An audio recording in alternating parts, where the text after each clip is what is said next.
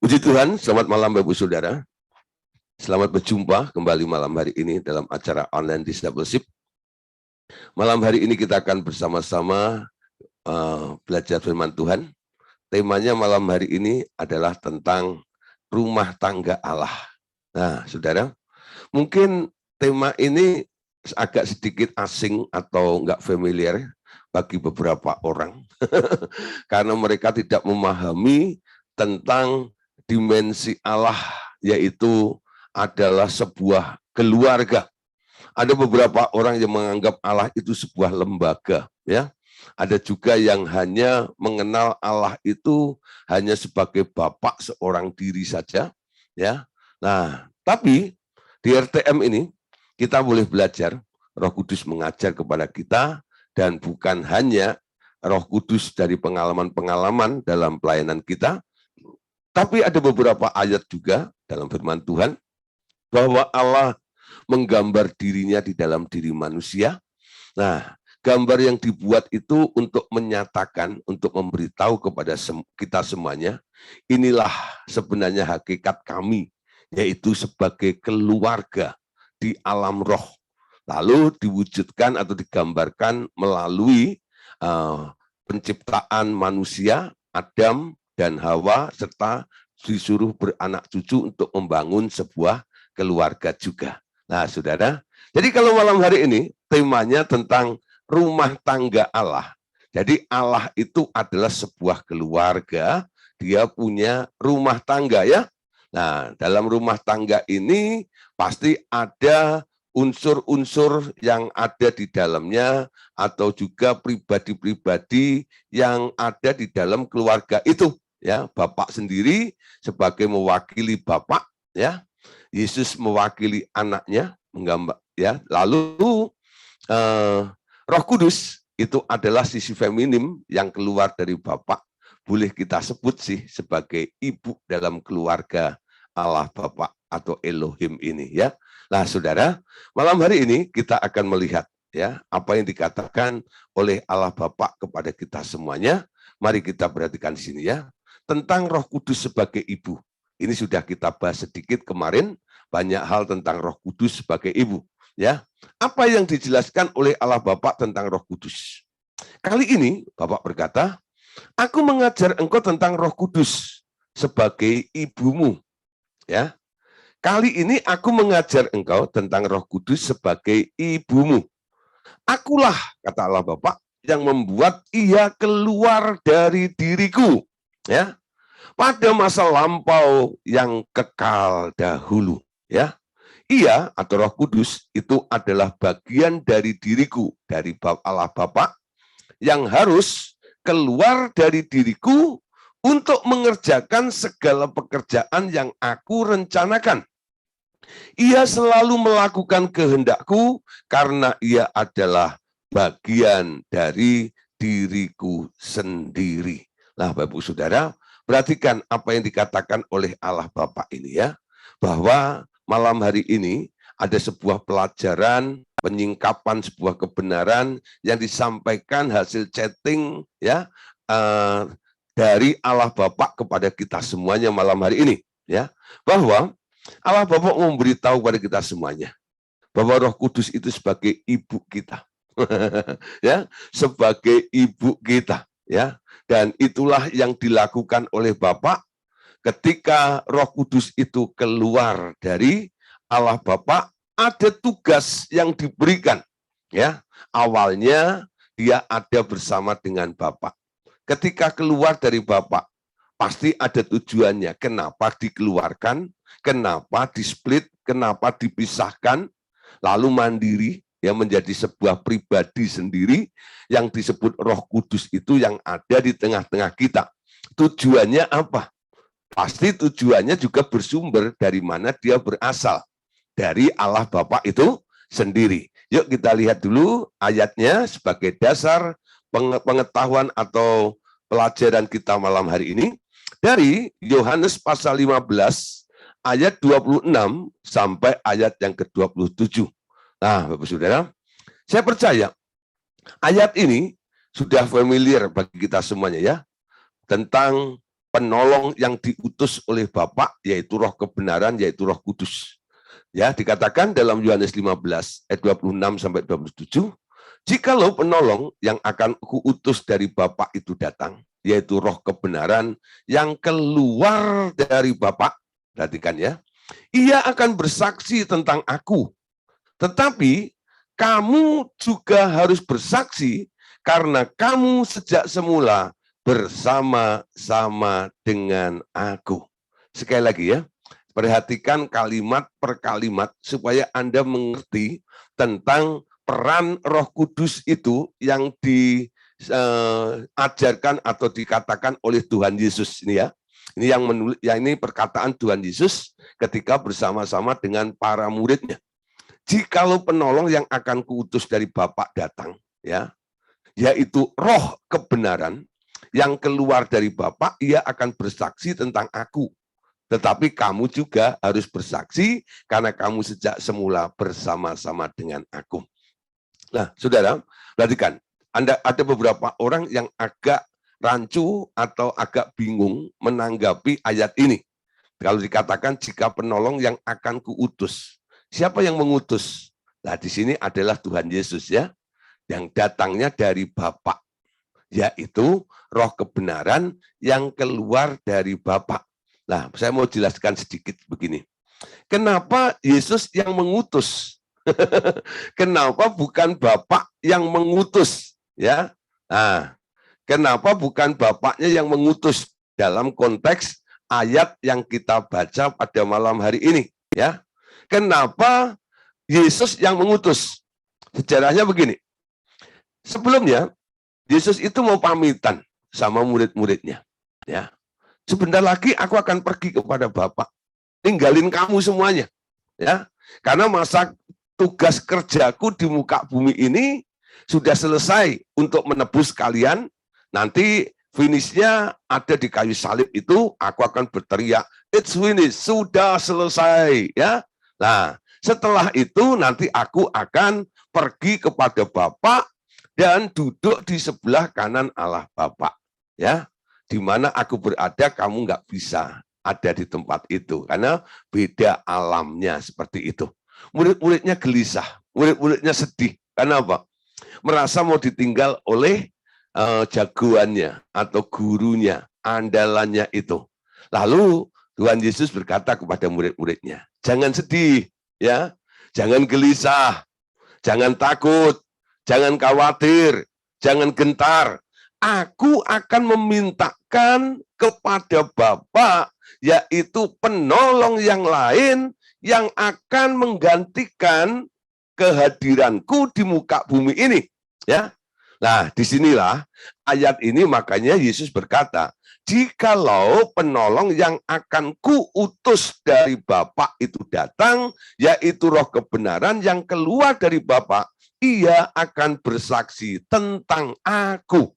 Ya, jadi kata aku mengutus, kenapa mesti Yesus yang mengutusnya? Kita harus tahu cerita sebelumnya, ya. Bagaimana Tuhan Yesus sendiri berjanji mau memintakan kepada Bapa untuk semua murid-muridnya supaya ada penggantinya nanti di muka bumi ini. Ya, nanti aku utus. Nanti aku utus ya. Nah, paham ya? Nanti kalau Bapak Ibu Saudara ada yang sudah mulai mengajar, lalu beberapa murid Anda ada yang bertanya, saya pastikan Bapak Ibu Saudara bisa menjawab dan menjelaskan seperti apa yang saya jelaskan pada malam hari ini. Nah, selanjutnya Saudara, tadi cuma masalah hal-hal yang membingungkan tentang siapa yang mengutus ya, yaitu Roh kebenaran yang keluar dari Bapa. Untuk apa Roh kebenaran atau Roh Kudus itu diutus? Yang datang dari Bapa itu harus hadir di muka bumi ini. Nah, Saudara, di sini Tuhan Yesus berkata, ia atau Roh kebenaran atau Roh Kudus itu akan bersaksi tentang aku. Ya. Jadi, apa yang dilakukan oleh Roh Kudus di muka bumi ini? Pekerjaan yang paling utama adalah bersaksi tentang Yesus. Kenapa? Karena Yesusnya sudah pergi ya. Jadi kalau orang memberitakan Yesus, Karena nggak ada buktinya. Yesusnya kan udah pergi ke sebelah kanan Allah Bapa. Nanti pada akhir zaman akan turun di awan-awan. Itu nggak tahu kapan waktunya. Tapi karena orang nggak melihat jelas fisiknya Yesus itu, mungkin ada beberapa orang yang tidak percaya atau ragu-ragu atau menyangsikannya, ya, tentang kabar baik, tentang apa yang pernah dilakukan, yang pernah dikerjakan oleh Tuhan Yesus untuk manusia, khususnya karya penebusan dosa itu loh, ya. Nah, oleh sebab itu, Roh Kudus akan bersaksi tentang Yesus itu. Roh Kudus akan meneguhkan, Roh Kudus akan memberikan peneguhan, Roh Kudus akan memberikan pengertian kepada orang-orang itu. Nah, ini sangat-sangat nyata ketika kita mulai belajar untuk memperkenalkan seseorang kepada Tuhan Yesus, ya. Jadi kalau kita memberitakan Injil, sebenarnya siapa yang membuat orang itu percaya kepada berita Anda itu? Bukan hebatnya Anda bisa mempengaruhi orang itu. Memang tidak dipungkiri ada beberapa orang yang fasih, ya, dalam berdebat atau berdialog dengan seseorang sehingga dia bisa mematahkan argumen seseorang seperti itu, ya. Nah, itu pakai kekuatan akalnya dia. Tapi sebenarnya kalau kita mengerti dan mengikuti apa yang diajarkan oleh Rasul Paulus, Paulus berkata begini, aku menanam, Paulus menyiram. Roh Kuduslah yang memberi pertumbuhan. Gitu ya. Jadi Paulus menanam, Apolos menyiram, Allah lah yang memberi pertumbuhan. Jadi yang penting bukan yang menanam, yang penting bukan yang menyiram, tetapi Allah lah yang memberi pertumbuhan itu yang lebih penting daripada yang menanam atau yang menyiram. Tapi harus ada yang menanam, harus ada yang menyiram. Amin. Siapa yang menanam dan yang menyiram? Tadi dikatakan, tetapi kamu juga harus bersaksi karena kamu sejak semula bersama-sama dengan aku. Artinya, ketika kita sudah mengenal, kita merasakan kasih Tuhan ke dalam kehidupan kita punya tugas juga. Untuk apa? Mewartakan kabar baik itu kepada orang-orang di sekitar kita. Tentang orang itu mau percaya, tentang orang itu mau bertobat, tentang orang itu mau mengerti, itu bukan karena Anda bisa mampu membuat dia mengerti tentang apa yang Anda beritakan. Ya, tapi Allah lah, Roh Kudus, disitulah dia akan bersaksi tentang aku. Artinya apa? Ya, sebuah kesaksian dihadirkan untuk memperkuat, betul? Sebuah pernyataan tersebut. Apa yang Anda tabur, apa yang Anda siram, Roh Kudus nanti akan memperkuat dengan kesaksiannya tentang apa yang Anda beritakan tentang Tuhan itu sendiri. Amin. Nah, saudara, jadi Roh Kudus ya yang dikatakan oleh Allah Bapa tadi, dia adalah ibumu. Dia keluar dari aku. Dia punya tugas. Ya, dia punya tugas bersaksi ya. Untuk apa? Melakukan hal-hal yang telah direncanakan oleh Allah, kehendak Allah yang telah dilakukan dan dikerjakan juga oleh Tuhan Yesus selama Tuhan Yesus ada di muka bumi kemarin itu ya. Nah, saudara, sekarang lihat dalam Yohanes 14 ayat 26. Tetapi penolong yaitu Roh Kudus yang akan diutus oleh Bapa dalam namaku, dialah yang akan mengajarkan segala sesuatu kepadamu dan akan mengingatkan kamu akan semua yang telah kukatakan kepadamu. Perhatikan di sini ya. Dia adalah seorang penolong, ya, pribadi yang diutus untuk menolong, diutus oleh Bapa, dan dia yang akan mengajar dan mengingatkan segala sesuatu kepada kita semuanya. Ada dua hal tadi yang di headlight ya, mengajar dan mengingatkan. Kalau Roh Kudus itu akan mengajar. kita yang mengenal, kita yang punya Roh Kudus, dan yang telah mengakui dia sebagai ibu kita, sekarang apa yang harus kita lakukan? Roh Kudus, ajar aku, ya, belajar. Kalau Anda nggak ngerti, jangan mikir sendiri. Ada orang pengen mengenal Allah, ya, mengenal mekanisme roh, ya, mengenal tentang dimensi iman dan sebagainya. Tapi dengan kekuatan pikirannya. Jadi iman itu coba dikalkulasi dengan otaknya, ya. Allah itu coba dimengerti dengan pikirannya, ya. Nah, alam roh itu coba ditebak dengan mereka-reka dengan pikirannya juga. Nah, saudara, kalau Anda melakukannya dengan cara, ya, menggunakan otak Anda, ketika Anda mau berpikir atau mengetahui tentang hakikat Allah, tentang alam roh, tentang iman itu sendiri, nanti Anda akan jatuh pada interpretasi, tafsiran, ya, yang mendekati kira-kira. Nah, itu dipengaruhi oleh sesuatu yang bisa Anda mungkin rasakan, perasaan Anda merasa, kayaknya ini ya. Atau mungkin, ya, dengan pikiran Anda dicocok-cocoki, ya. Itu kalau dalam sekolah Alkitab itu cocologia, ya. Jadi dicocok-cocokin. Jadi comot ayat 1, ya, untuk memperkuat apa yang dia pikirkan, ya. Nah, ada beberapa orang seperti itu, ya. Jadi dia berpikir dulu sebuah konsep, lalu supaya konsepnya itu kelihatan rohani, dibungkus dengan ayat Alkitab, ya. Nah, saudara, itu bukan revelation, itu bukan sebuah pewahyuan, tapi itu adalah interpretasi belaka, ya. Jadi kita harus tahu murni dari Tuhan, ya. Roh Kudus diberikan untuk mengajarkan segala sesuatu kepada kita semuanya. Itu yang pola yang kita lakukan selama ini. Kalau kita melihat ada manifestasi ketika kita pelayanan begitu, ya, dan kita tidak mengerti kenapa manifestasinya seperti itu. Ketika kita menghadapi kasus-kasus, lalu kita tidak mengerti bagaimana cara menguraikan kasus-kasus tersebut untuk membongkar dan menyelesaikannya. Kami tidak berpikir sendiri, berupaya untuk bisa memecahkan kasus masalah itu.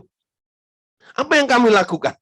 Kami datang, ada mami, ada ibu Roh Kudus, ya, Roh Kudus, ya, nyatakan kebenarannya.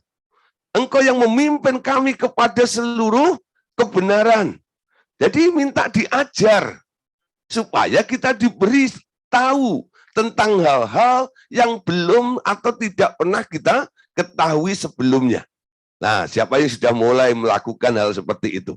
Ketika terjadi masalah, ketika terjadi sesuatu baik dalam pelayanan maupun dalam kehidupan sehari-hari Anda, apakah Anda melibatkan Roh Kudus sebagai ibu dalam kehidupan Anda? Lalu Anda minta supaya diajar. Amin. Ajar kami Tuhan, ya, menghitung hari-hari, agar kami beroleh hati bijaksana. Amin. Nah, kalau Roh Kudus nanti yang mengajar Anda, hatimu akan jadi bijaksana. Tapi kalau otakmu yang berjalan sendiri, pikiranmu atau perasaanmu yang melakukannya, bukan bijaksana yang terjadi. Apa? Bijaksini nanti. Karena apa? Bukan Roh Kudus. Roh Kudus membawa kepada seluruh kebenaran. Pikiranmu walaupun mungkin orang bilang ini masuk akal nih, ya, masuk akal. Nah, ini bisa dimengerti, ya, cocok ini. Nah, itu hanya memuaskan bagian jiwa Anda, tetapi bukan sebuah kebenaran, ya. Hanya bisa diterima karena cocok, masih bisa masuk dalam otak Anda. Belajar bukan dengan otak, belajar sekarang dengan hati. Nah, Roh Kudus yang ada di dalam hati Anda, dia yang akan mengajar segala sesuatu setiap hari di dalam kehidupan kita. Yang kedua, saudara, ya, Pertama tadi, Roh Kudus dikatakan dia akan mengajar kita, ya. Nah, yang kedua, ya, dan akan mengingatkan kamu akan semua yang telah kukatakan kepadamu, ya. Nah, saudara, jadi Roh Kudus diberikan supaya kita mengerti, ya. Dia akan mengingatkan apa yang telah dinyatakan oleh Tuhan Yesus terlebih dahulu. Dia akan mengingatkan kita semuanya apa yang telah Tuhan Yesus katakan itu. Satu kali, saudara, ya, saya lupa ya, tentang sebuah ayat gitu ya. Lah, apa ya ayatnya gitu ya? Lalu saya tanya Roh Kudus. Ya. Roh Kudus lalu memberitahu, saudara, ya. Atau satu kali, ya, ada kasus apa begitu, lalu jawabannya harus apa? Nah, Roh Kudus mengingatkan apa yang pernah Yesus lakukan kepada seseorang yang pernah di zamannya Tuhan Yesus tersebut. Nah, itu membuat saya excited, ya, membuat saya jadi semangat dan mulai bergairah kembali dan ada harapan pasti nanti saya bisa mengerjakan apa yang sedang kami lakukan saat itu. Karena apa? Roh Kudus mengingatkan. Tapi banyak orang kadang-kadang, ya, dia hanya berpikir karena Roh Kudus itu mengingatkan. Dia hanya memakai Roh Kudus itu hanya untuk mengingatkan dompetnya tadi ketinggalan di mana, ya. Nah, itu yang paling sering tuh. Itu Roh Kudus mengingatkan, ya. Nah, jadi Roh Kudus itu, ya, dibilang, Roh Kudus, dompet saya tadi ada di mana, ya? Ya. Nah, tolong ingatin saya, ya. Apakah itu salah, saudara? Ya, nggak salah-salah banget sih, saudara. Tapi ada bagian-bagian sendirian, ya, ada bagian-bagian tersendiri, ya, tentang mengingatkan dompet sama mengingatkan apa yang pernah Yesus perbuat atau Yesus katakan di masa lampau atau firman Tuhan yang telah ada sebagai Bible bagi kita semuanya itu, ya. Nah, kalau tentang apa yang Tuhan Yesus pernah lakukan, Anda boleh minta Roh Kudus untuk mengingatkan. Tapi kalau urusan dompet, kunci, ya, Anda terselip di mana, sebenarnya Anda bisa memakai pelayanan malaikat, betul? Ya, ingat, ya, pelayanan malaikat. Nah, sama-sama itu. Nanti, ya, nah di situ malaikat akan membantu Anda. Nah, untuk apa? Menemukan benda-benda tersebut. Nah, kita lebih menghargai Roh Kudus, ya, dalam hal mengingatkan lebih kepada perkara-perkara yang ada kait mengait dengan Tuhan Yesus. Amin. Nah, kenapa? Karena Roh Kudus itu harus mempermuliakan Tuhan Yesus. Amin. Nah, Bapak Saudara, itu tentang keibuan atau Roh Kudus sebagai ibu tadi, ya. Nah, selanjutnya, Bapak Saudara, sorry, ini kok jadi begini. Nah, ya. Sekarang tentang gambar keluarga Allah, ya. Tentang gambar keluarga Allah. Tadi kan kita bicara tentang rumah tangga Allah, ya. Nah, sekarang kita lihat gambar keluarga Allah. Di dalam diri manusia, Bapak berkata, aku menaruh kasih akan diri sendiri, dan bila seseorang bertemu dengan teman hidupnya, mereka akan mengembangkan kasih seperti itu kepada pasangannya. Mereka lalu belajar mengasihi satu dengan yang lain. Aku menjadikan hal itu sebagai sebuah pelajaran di atas bumi. Jadi Bapak memberitahu kepada kita semuanya malam hari ini bahwa dia menaruh kasih, ya, walaupun kasihnya masih ego, ya, egosentris, kasih terhadap diri sendiri. Itu sebenarnya modal awal ketika Adam itu dibuat oleh Allah, ya, ditaruh dia supaya dia bisa merawat dirinya, ya.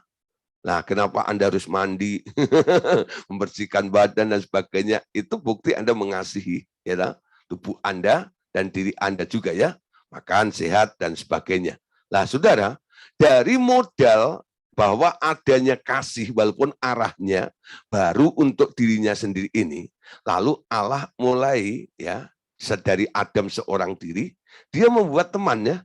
Jadi dibangunlah seorang wanita, ya, ditaruhnya di sisinya Adam. Sekarang Adam tak seorang diri, dia sekarang ada temannya. Ya, ada temannya. Lah, saudara, buat apa Allah itu menaruh benih kasih di dalam diri Adam itu? Supaya dia bisa apa ya? Bisa merespon, ya, ada reaksinya ketika ada makhluk lain yang ada di sekitarnya itu. Ya. Nah, saudara, mulai diarahkan kasihnya itu. Dari kasih yang hanya berpusat kepada diri sendiri, sekarang dengan diciptakannya teman itu, nah sekarang mulai Allah membuat perintah juga. Ya, engkau harus membagi kasih itu, arahnya nggak boleh kepada diri sendiri, tapi harus dibagi juga untuk sesama itu juga. Ya, nah kita lanjut lagi ya. Nah, kasih adalah suatu pelajaran, bukan? Lalu para istri di muka bumi harus melakukan hal-hal yang dikatakan suaminya atau yang diinginkannya. Ya, kasih dari seorang suami pada istrinya merupakan sumber kekuatan istrinya. Tak seorang perempuan dapat menanggung beban hidupnya tanpa kasih dari suaminya. Wanita adalah pendamba kasih yang paling utama. Ya, nah Efesus pasal 5 ayat 28. Demikian juga suami harus mengasihi istrinya sama seperti tubuhnya sendiri. Siapa yang mengasihi istrinya mengasihi dirinya sendiri. Dan ini menjadi pelajaran yang akhirnya diajarkan oleh Rasul Paulus kepada jemaat di Efesus. Nah, saudara, kenapa? Laki-laki tanpa istri akan cenderung menjadi orang yang amat egoistis. Tapi bila ia mempunyai istri, dapat menyalurkan kasihnya dan menjadi seimbang. Kenapa pengertian ini diungkapkan oleh Allah Bapa dalam chatting ini? Allah Bapa sebenarnya mau berkata begini, aku sebenarnya mengasihi Roh Kudus karena ia adalah bagianku dan kami tak terpisahkan. Roh Kudus atau ia tunduk kepadaku dalam segala hal dan ia merasa puas bila ia memuaskan hatiku dan kami berbagi kepuasan bersama. Nah, saudara, ini rahasianya luar biasa. Ya, ternyata apa yang terjadi dalam kehidupan manusia setelah mereka diizinkan untuk membangun sebuah keluarga, itu juga yang terjadi dalam keluarga Allah Bapa, ya, atau keluarga Elohim di sana, ya. Ternyata Allah Bapa dan Roh Kudus itu, ya, saling mengasihi, saling menghargai satu dengan yang lainnya, ya. Nah, Allah Bapa sangat mengasihi Roh Kudus itu. Nah, saudara, di sini kita perhatikan, saudara. Jadi lembaga atau rumah tangga daripada Elohim atau Allah itu sebenarnya hubungan antara satu pribadi dengan pribadi yang lainnya. Baik itu antara Allah Bapa dengan Roh Kudus, maupun Allah Bapa dengan Tuhan Yesus, ataupun Roh Kudus dengan Tuhan Yesus. Ya, jadi ini antara Bapak, Ibu, dan anak. Dia punya hubungan satu dengan yang lain, dan bagaimana mereka mengatur ya porsinya, hubungan mereka, dan apa yang harus mereka lakukan untuk satu dengan yang lainnya tersebut. Nah, saudara, tujuannya apa? Dikatakan tadi, ya, kami berbagi kepuasan bersama. Jadi Tuhan Bapak juga puas, Tuhan Yesus sebagai anak juga puas, Roh Kudus juga puas. Itu yang disebut harmonis dalam sebuah keluarga. Nah, saudara, perhatikan lagi. Allah Bapak berkata juga,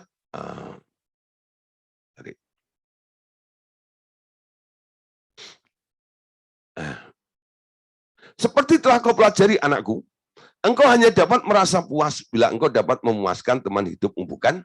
Hubungan kami di surga juga seperti itu, ya. Jadi Bapak memuaskan Roh Kudus memuaskan Bapak, ya. Bapak memuaskan anak, anak memuaskan Bapak, ya, atau anak memuaskan Ibu Roh Kudus, dan Ibu Roh Kudus juga memuaskan anak. Nah, itu yang terjadi, saudara. Jadi mereka saling melengkapi satu dengan yang lain, saling mendukung satu dengan yang lain. Nah, jadi itu jarang terbayangkan ya. Selama ini kita hanya berpikir Bapak itu ya pokoknya dia sebagai satu pribadi yang tak terhampiri seperti itu, nggak bisa dimengerti.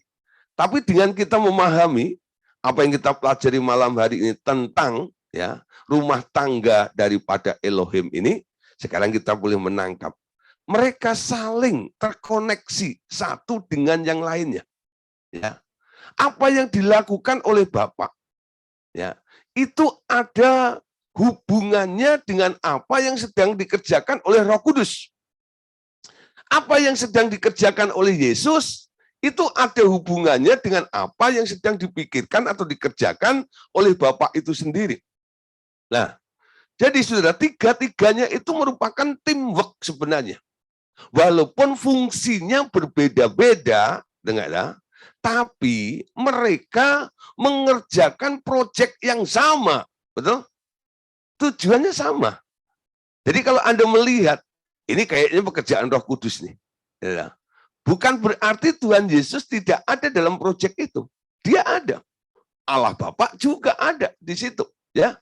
Nah, jadi baik apa yang dilakukan Yesus maupun yang dilakukan Roh Kudus ataupun yang dilakukan oleh Bapa, tiga-tiganya itu kompak terlibat untuk membuktikan atau mensukseskan, menyatakan ya apa yang sedang mereka buat plan itu sampai ada wujudnya atau terjadi. Nah, saudara, itu kunci daripada kerjasama yang begitu kuat itu. Hanya satu, saudara, yang mengikat mereka adalah kasih. Bapak mengasihi Roh Kudus, Roh Kudus mengasihi Yesus, Yesus mengasihi Roh Kudus, Roh Kudus juga mengasihi Bapak, ya, Yesus juga mengasihi Bapak, dan sebagainya. Pokoknya satu sama lain mereka terikat dengan kasih. Nah, apa yang Anda lakukan dengan dasar kasih pasti tujuannya akan murni, bukan? Karena kasih nggak mengambil keuntungan. Kasih nggak memegahkan diri. Di dalam kasih nggak ada kecurangan. Ya, di dalam kasih hanya memberi, mendukung, dan mendukung. Ya, supaya apa? Kamu yang sedang mengerjakan proyek itu, yang kebagian tugasnya karena peranmu itu, kamu akan bisa. Aku dukung, kamu pasti bisa. Nah, itu kasih. Bapak mendukung Yesus, Bapak mendukung Roh Kudus, ya. Tuhan Yesus juga mendukung Roh Kudus dalam melakukan pekerjaan selama ada di muka bumi ini. Gak heran, saudara, Paulus mengingatkan sebagai gambar daripada hubungan kita dengan Allah, dan ini merupakan apa yang terjadi dalam keluarga Allah. Dalam Efesus pasal 5 ayat 25 dikatakan, hei suami, kasihlah istrimu sebagaimana Kristus telah mengasihi jemaatnya dan telah menyerahkan dirinya baginya. Amin. Nah, di dalam kasih itu ada pengorbanan. Menyerahkan dirinya untuk orang yang dikasihinya. Tidak mengambil keuntungan di situ. Memberi, dan memberi. Ya. Nah, Efesus 5 ayat 33. Di situ masih ada tentang kasih. Bagaimanapun juga, bagi kamu masing-masing, berlaku kasihlah istrimu seperti dirimu sendiri, dan istri hendaklah menghormati suaminya. Itu yang terjadi juga dengan Roh Kudus, Bapak dan Tuhan Yesus. Ya, bagaimana Bapak mengasihi Yesus, anaknya?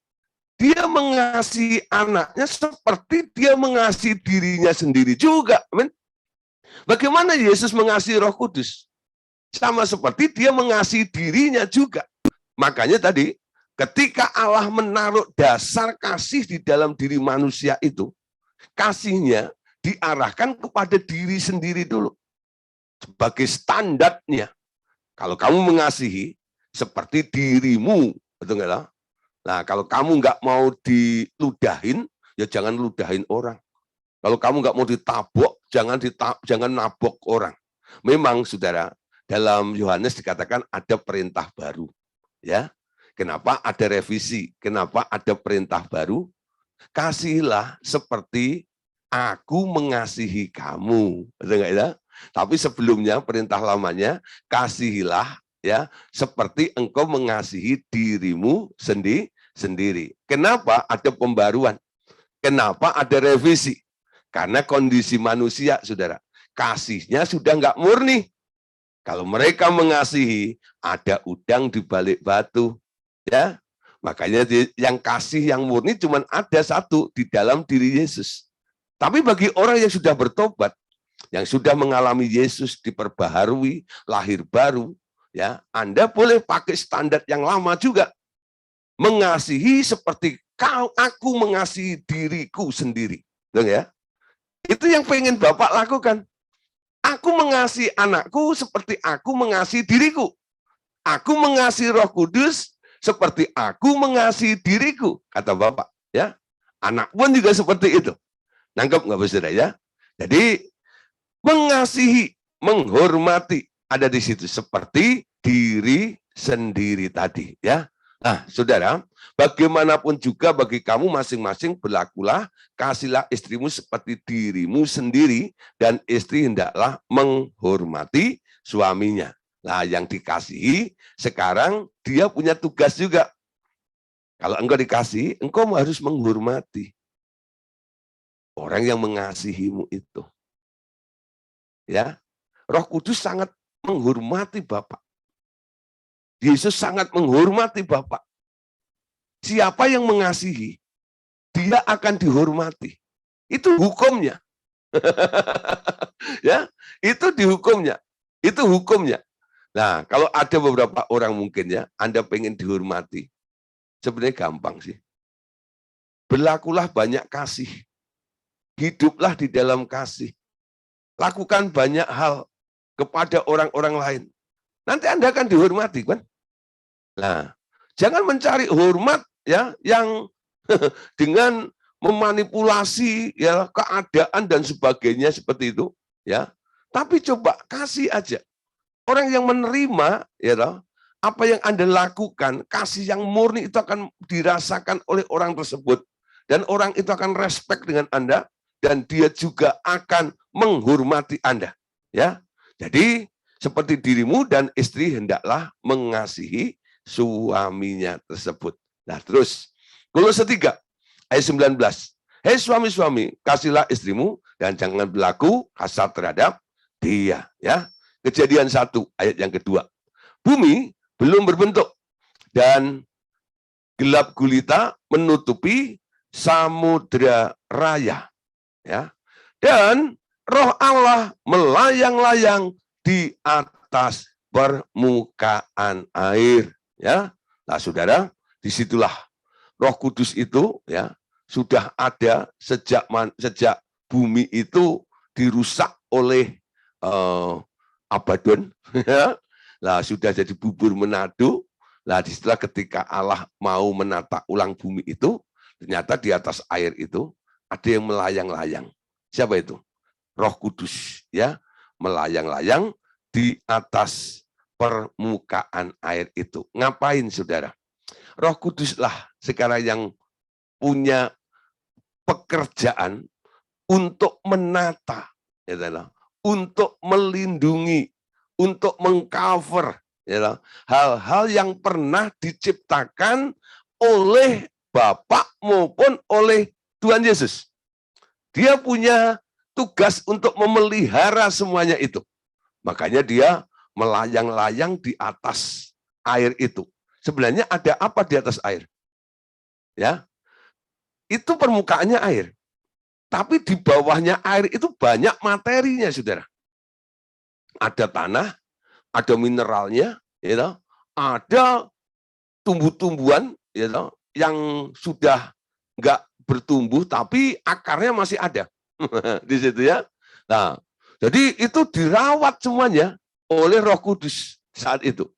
Nah, ketika Tuhan Yesus turun untuk menata ulang bumi itu lagi, apa yang dilakukan oleh Tuhan Yesus pertama kali? Ya, dia buat terang dulu ya, karena dia mau kerja. Seperti kalau kita mau kerja, lampunya nyalain, bukan? Supaya apa? Baik kita bisa melihat keadaan lingkungan sekitar kita dan apa yang harus kita lakukan terhadap benda-benda di sekitar itu. Lalu Tuhan Yesus memisahkan antara air dan darat itu dan tanah itu. Bagaimana caranya? Airnya disingkirin ke kanan. Nah, yang sebelah kiri tinggal daratnya itu. Ya. Jadi awal penciptaan itu, ya, itu cuman ada satu benua, ya, satu tempat. Jadi sebelah kiri darat, sebelah kanannya air. Kalau dibalik, ya umpama kirinya air, kanannya darat lah, pokoknya begitu. Jadi sebelah-sebelahan, satu darat, satu air gitu ya. Nah kalau kita sekarang lihat banyak pulau-pulau, banyak benua-benua, ya itu karena apa? Air itu mulai menggerus tanah itu sehingga membelah, sehingga tanah itu ada yang akhirnya terpisah, ya terpisah dilewati oleh air itu. Nah, sehingga ada benua Amerika, ada benua Australia, ada benua Asia dan sebagainya gitu. Nah, itu karena apa? Nah, karena dibatasi oleh air mengalir di sekitarnya itu. Nah, itu membutuhkan waktu jutaan tahun, saudara ya, sampai terjadi seperti itu. Nah, saya tidak bicara tentang terjadinya benua selanjutnya. Itu ada pelajaran sendiri di sekolah Anda juga tahu seperti itu. Nah, saudara, sekarang kita lihat, ya, kenapa Roh Kudus menjaga ada di tempat seperti itu? Ya, memang dia punya tugas seperti itu. Dalam pelajaran sebelumnya sudah kita bahas ya. Roh Kudus menjaga, Roh Kudus merawat semua apa yang diciptakan oleh Bapa dan Tuhan Yesus itu. Dan itu terbukti kalau orang tanya ayatnya di mana. Ya, dari pengertian melayang-layang di atas permukaan air. Ya. Kalau kita pikir sudah ya, ngapain Roh Kudus itu melayang-layang di atas permukaan air? Kok kayaknya nggak ada kerjaan gitu ya, melayang-layang di atas permukaan air. Itu ada kerjaannya sudah. Semua yang dilakukan oleh Roh Kudus itu ada tujuannya, betul? Dia nggak sembarang, cuman melayang-layang di atas air mau lihat apa? Ya, pasti ada sesuatu yang sedang dia kerjakan dari situ. Dia merawat, ya, nah dia melindungi semua ciptaan-ciptaan itu. Amin. Lah, saudara, sekarang berikutnya, ya, dalam keluarga atau di dalam rumah tangga daripada keluarga Allah ini, ya. Sekarang lanjutnya kita akan melihat bagaimana persekutuan kita dengan Roh Kudus, ya. Persekutuan pribadi dengan Roh Kudus itu merupakan hubungan yang harus terus kita bangun di dalam kehidupan kita semuanya. Nah, Bapak berkata lagi begini, penting bagimu pula untuk mengetahui bagaimana engkau dapat membuatnya berbahagia dan senang dalam membantumu juga, anakku. Ini pesan Bapak ya. Jadi Anda harus merespon, respect ya dengan Roh Kudus itu. Karena dia mau membantu kita. Ya. Engkau harus membuat dia happy. Jangan didukakan. Nasihatnya, arahannya, kalau dia koreksi Anda harus nurut dengan Roh Kudus itu. Bapak sekali lagi berkata, ia adalah ibu semua orang yang percaya kepada anakku, yaitu kepada Tuhan Yesus. Dan ia mempunyai beban terhadap seluruh rumah tanggaku. Di Roh Kudus itu banyak pekerjaannya. Dan itu agak sedikit berat bagi dia ya. Jadi dikatakan bahwa dia ya mempunyai beban terhadap seluruh rumah tangga. Nah, saudara Anda bisa bayangkan kalau dalam sebuah keluarga gitu ya. Nah, peran seorang ibu. Ada orang pikir ya bahwa peran yang berat itu adalah peran daripada laki-laki. Sebenarnya tidak. Ya. Peran seorang ibu itu jauh lebih berat dibanding pada laki-laki. Memang laki-laki harus menghasilkan income ya, untuk memenuhi keluarganya. ya lah. Tapi saudara, dalam segala aspek Anda lihat sebenarnya, ya, seorang perempuan dalam keluarga itu jauh banyak hal yang harus dia kerjakan itu, ya. Makanya dia disebut penolong. Disebut penolong, bukan pembantu. Bukan pembantu ya. Nah, penolong yang sepadan untuk menolong ya. Apa yang tidak bisa dilakukan oleh laki-laki, itulah yang dikerjakan oleh seorang ibu atau perempuan tersebut itu. Nah, saudara, makanya dia punya keinginan. Jadi dia selalu ingin membahagiakan, ingin memuliakan, ingin mengangkat, ya loh. Apapun yang dilakukan untuk keluarga itu loh, ya. Nah, jadi kalau orang sudah terjun dalam keluarga, menjadi seorang istri, ya, ada beberapa orang yang dulunya sangat aktif seorang pekerja, ya loh. Dia juga menghasilkan income dan dia juga punya posisi dalam perusahaannya dan sebagainya. Lah bersaing dengan laki-laki, ya loh. Mana yang lebih sukses, dia kadang-kadang emansipasi itu, dia tidak mau lebih rendah daripada laki-laki. Dia bisa buktiin, ya loh. Saya bisa jadi pimpinan di tempat ini, ya, yang dipimpin laki-laki semuanya. Tapi saudara, kalau dia sudah menikah, ya, mau nggak mau, sudah statusnya mulai berubah. Dia ya, adalah ibu dari rumah tangga itu. Ada beberapa yang mulai gini, udahlah, ya, demi keluargaku, aku berhenti kerja saja. Ya? Ada sampai mengorbankan karirnya, dia rela berhenti bekerja. Karena apa? Memikirkan tentang kemajuan dan keutuhan, atau supaya keluarganya itu kuat seperti itu ya. Nah, dia lebih memilih untuk mengurus keluarga. Ada orang seperti itu ya. Nah, lalu ketemu dengan temannya, ya, dibodoh-bodohin sebetulnya. Kamu bodoh sekali, gitu ya, kalau macam. Ngapain gitu? Kamu kan masih bisa kerja gini. Mereka nggak ngerti. Ya, kira. Kenapa dia rela berkorban? Dia bukan malas kerja, tidak. Ya, karena dia tahu sekarang fungsinya. Aku sebagai istri, aku sebagai ibu dalam keluarga ini. Banyak hal yang harus aku lakukan untuk utuhnya, untuk kemajuan, untuk kuatnya keluargaku ini. Supaya keluargaku jadi keluarga yang baik untuk anakku, untuk suamiku, dan sebagainya. Apapun semuanya, ya. Jadi seolah-olah dia jadi manajer dalam keluarga ini. Semuanya dicakup urusin tentang urusan pembantu, urusan apa macam-macam, dia bisa mencakup semuanya ya. Nah, saudara, itulah yang dilakukan oleh seorang ibu. Nah, itu gambaran daripada Roh Kudus dalam rumah tangga Allah itu seperti itu. Roh Kudus ya punya beban yang berat untuk keluarga itu. Ya. Nah, ketika kemarin sudah kita bahas ya, Tuhan Yesus menderita di muka bumi. Dia pengen menolong sebenarnya. Tapi nggak boleh. Ya. Yesus harus pure, harus murni. Ya, karena dia harus menjalankan misi untuk menebus manusia.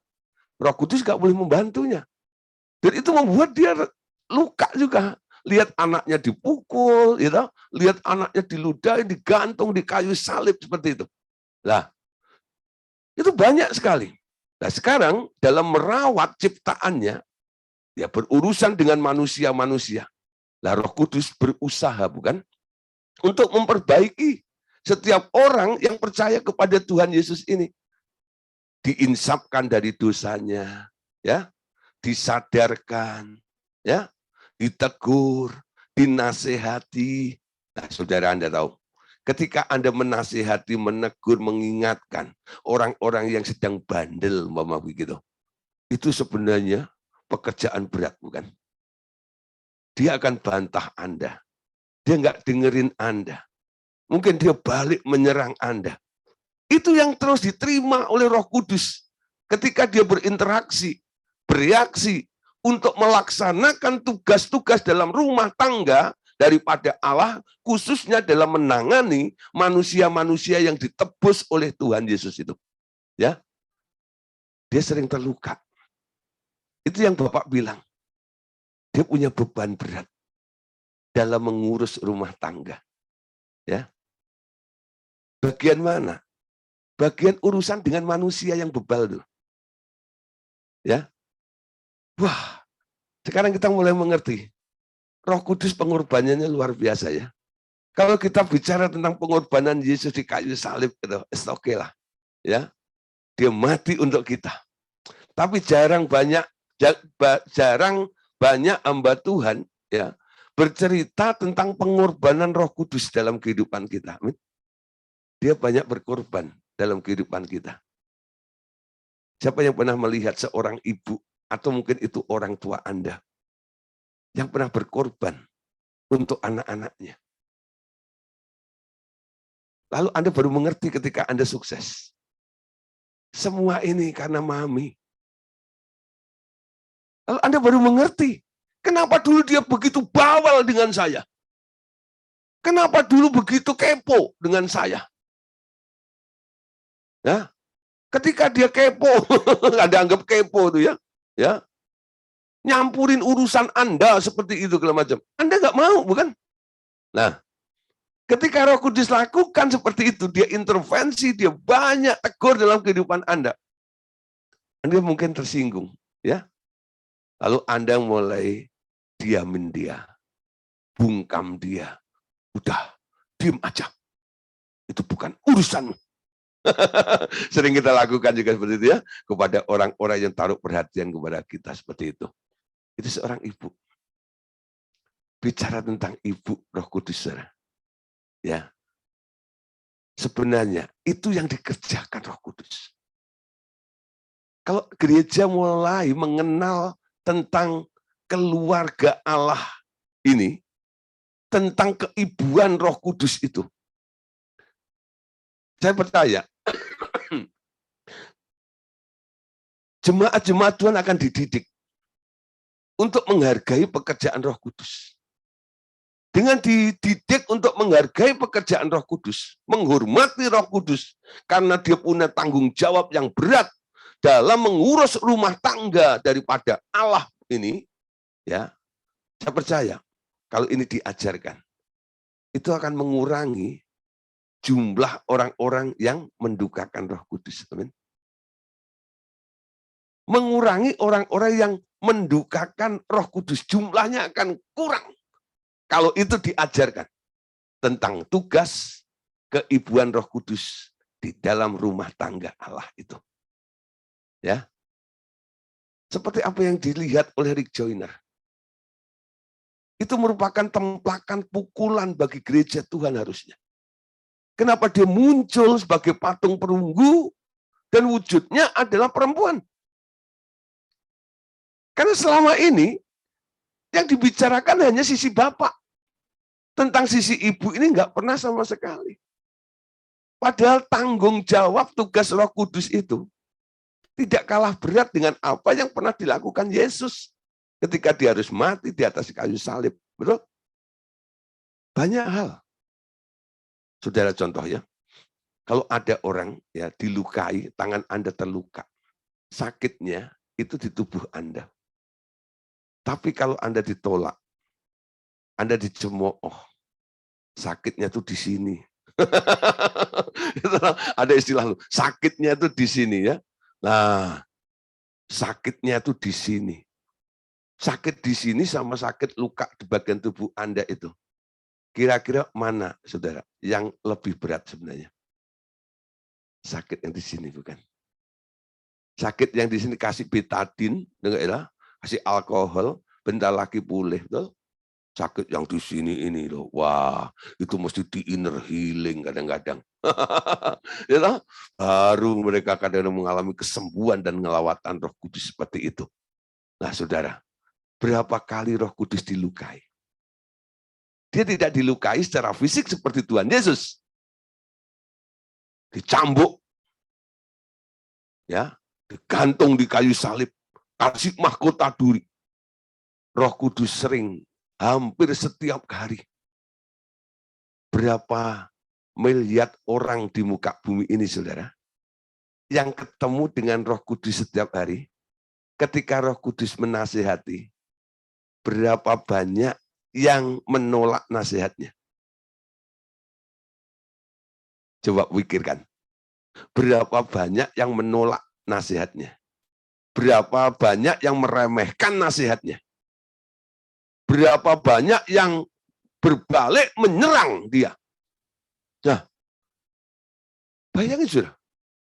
Lukanya banyak, betul nggak ya?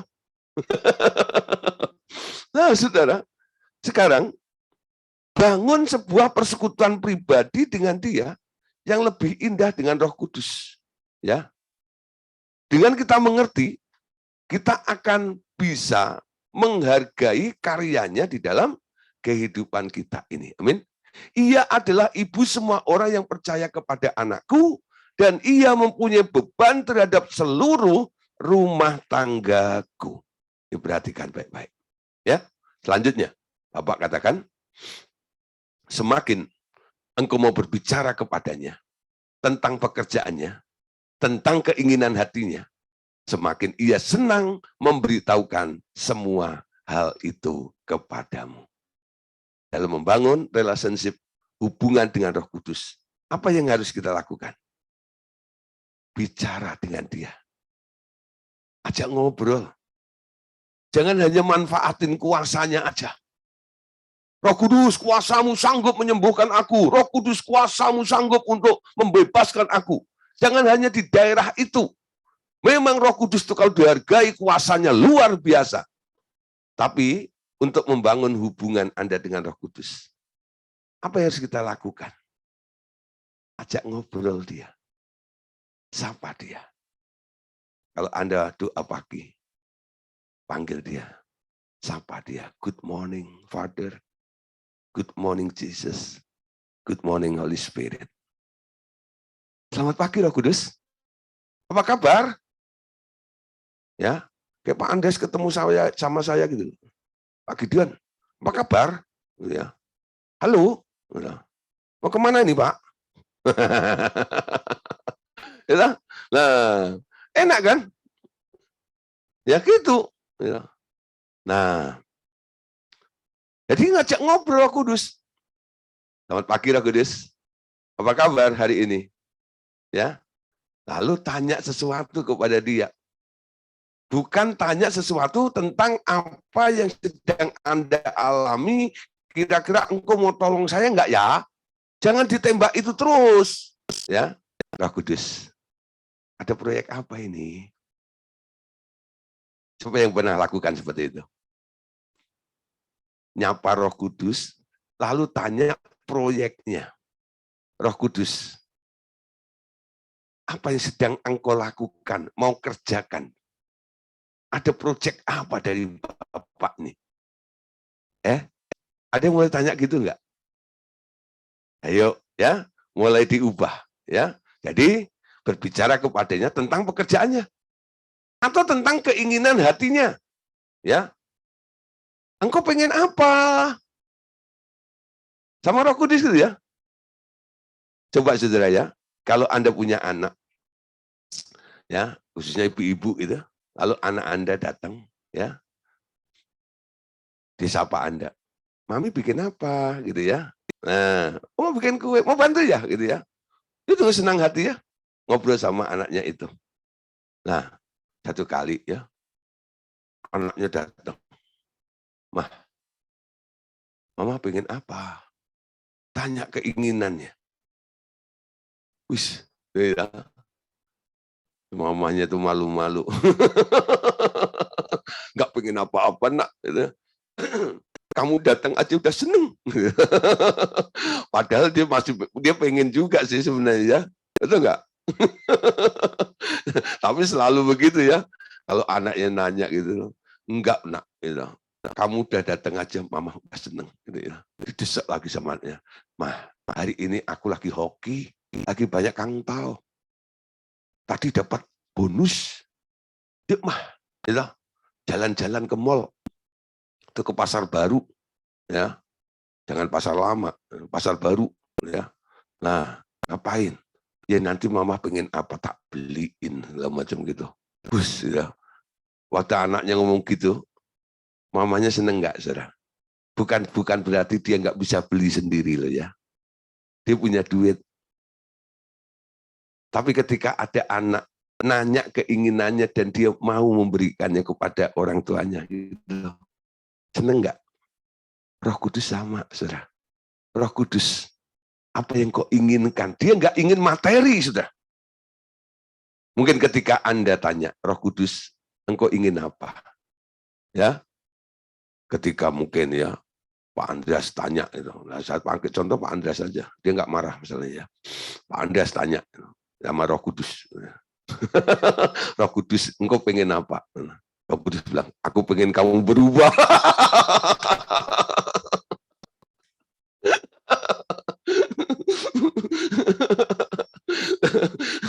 Kenapa saya pakai contoh Pak Andreas?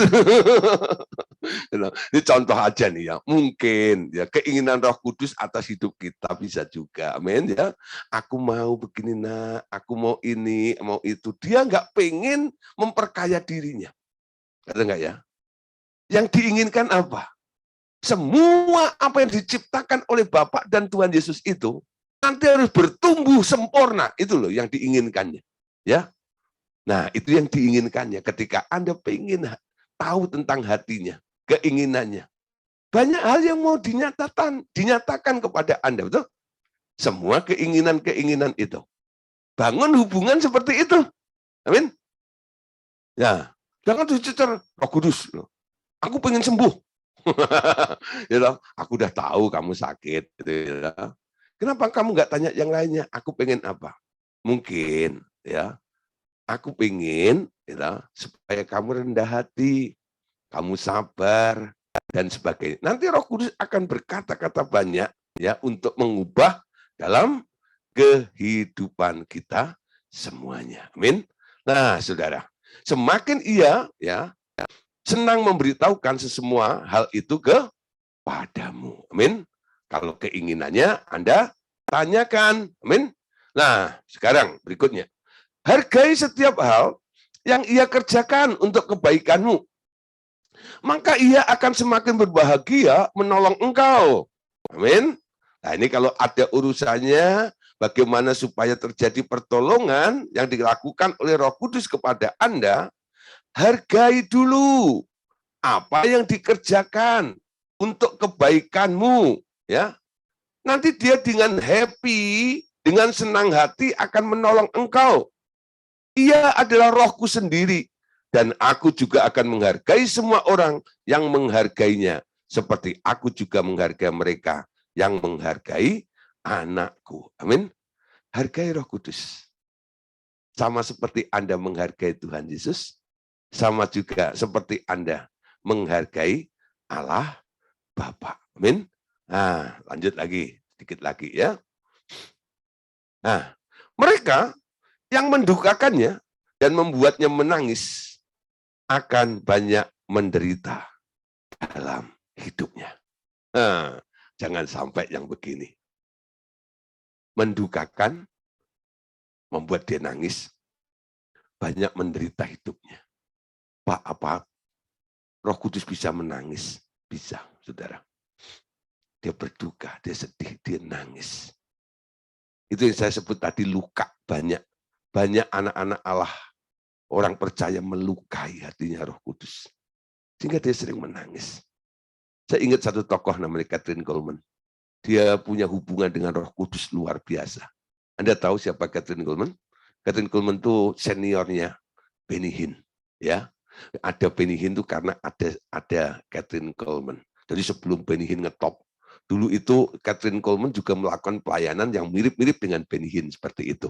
Ya, nah Benny Hinn mendapat warisan, power, kuasa seperti itu. Nah, Kathryn Kuhlman itu, ya, satu hari ya dia sedang berjalan, ketemu dengan orang sakit. Orang sakit itu minta didoakan di tengah jalan, bilang, oh nanti datang aja di KKR saya, ya. Jadi semua diarahkan untuk datang di KKR-nya. Nah, saudara, ketika terjadi KKR di situ, lalu dia memuji Tuhan pakai organ gitu ya. Lah dulu belum ada keyboard organ gitu. Sambil dia nyanyi tentang Roh Kudus gitu. Nah, selesai nyanyi, lalu dia mulai khotbah. Nah, ketika dia sedang khotbah, lalu ada yang ngomong sendiri, gitu ya. Nah, itu mengganggu. Ya, bukan hanya mengganggu Kathryn Kuhlman, ya, tapi juga mengganggu hadirat Allah serta Roh Kudus yang sedang bekerja di tengah-tengah saat itu. Ya, apa yang terjadi, saudara? Ketika orang itu semakin ngomong sendiri, nggak memperhatikan firman seperti itu, tahu Kathryn Kuhlman itu berhenti khotbah. Lalu karena dia nggak ngomong, jadi suasana jadi sepi, gitu ya. Di tengah-tengah hening seperti itu, dari mikrofon itu terdengar isakan tangis seorang wanita, yaitu Kathryn Kuhlman itu. Di tengah-tengah isakan tangis itu, Kathryn itu berkata, mewakili pribadi yang dia sangat hargai. Dia berkata begini, jangan dukakan aku. Ya, oh sorry, begini. Kathryn bilang, jangan dukakan dia. Kathryn itu bilang, jangan dukakan dia. Karena hanya dialah yang aku miliki dan aku andalkan. Sehingga semuanya boleh terjadi seperti ini. Jangan dukakan dia. Ya, nah saudara dengar ya. Satu orang ini sangat luar biasa. Menghargai Roh Kudus. Roh Kudus sangat terluka di mana ketika firman disampaikan, orang tidak respon, tidak respect, tidak menaruh hormat. Ya, ada hamba Tuhan mungkin tersinggung gara-gara dia khotbah ada orang yang ngomong sendiri. Yang tersinggung dia. Ada yang begitu. Tapi ini bukan masalah harga diri atau egonya Kathryn. Roh Kudus bilang, aku sedih. Ada orang mengharapkan hadiratku, mengharapkan kuasaku, tapi nggak menghormati aku di tengah-tengahnya. Dia hanya menunggu ketika manifestasi kuasaku, lalu dia akan menyerbu aku untuk mengambil secara rakus semua mujizat, kesembuhan dan sebagainya itu. Ya. Nah, saudara, perhatiin. Anda baca bukunya Kathryn, luar biasa. Nanti saya harap membaca ya. Itu orang-orang yang punya hubungan dengan Roh Kudus. Tahu menghormati dan menghargai Roh Kudus. Makanya Bapak berkata, mereka yang mendukakannya dan membuatnya menangis akan banyak menderita di dalam hidupnya. Ya, jangan sampai mendukakan Roh Kudus. Bapak memperingatkan, banyak penderitaan yang akan Anda alami. Ya, dalam hidup Anda. Karena mendukakan Roh Kudus. Lanjut. Ia mampu melakukan segala sesuatu karena ia adalah Rohku sendiri.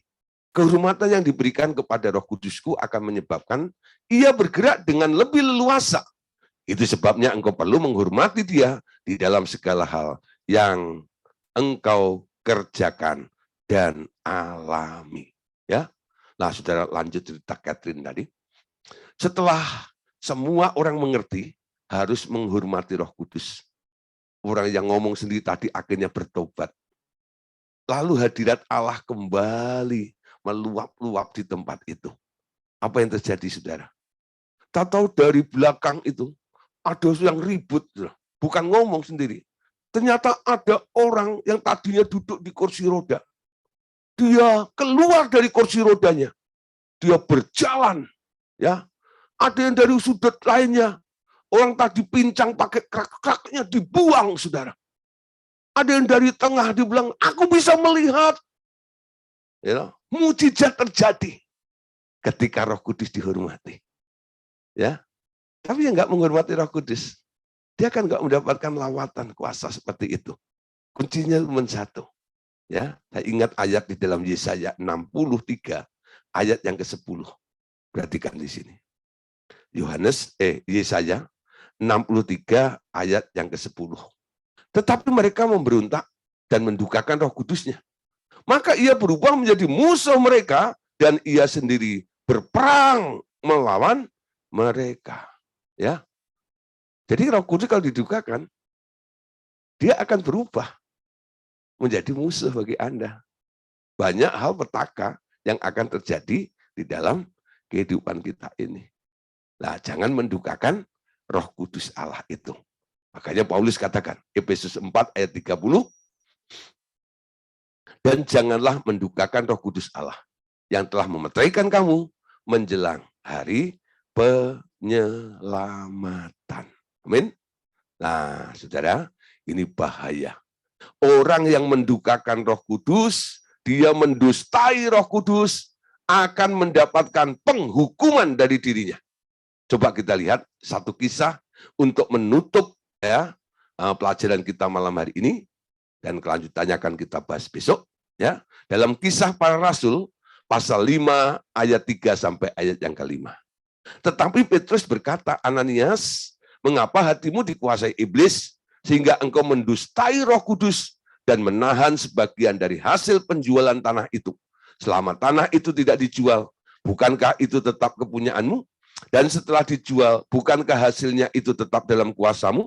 Mengapa engkau merencanakan perbuatan itu dalam hatimu? Engkau bukan mendustai manusia, tetapi mendustai Allah. Ketika mendengar perkataan itu, rebahlah Ananias dan meninggal dunia. Semua orang yang mendengar hal itu sangat ketakutan.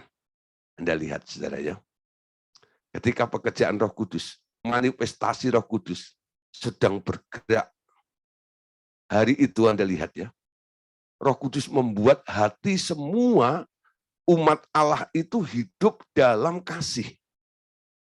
Jemaat mula-mula itu, mereka sampai punya slogan, motonya apa? Milikku, milikmu, milikku. Nah, milik mereka, milik bersama jadinya gitu loh. Jadi miliknya bersama. Oh, sekarang kan enggak, saudara. Milikmu, milikku, milikku, milikku sendiri. Nah, zaman itu tidak, saudara. Pokoknya apa yang kita punya milik kita bersama.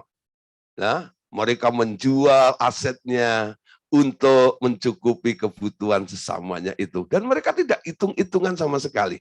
Ya, nah saudara, di tengah-tengah lawatan Allah yang begitu luar biasa itu, ada orang yang pengen berkorban tidaknya.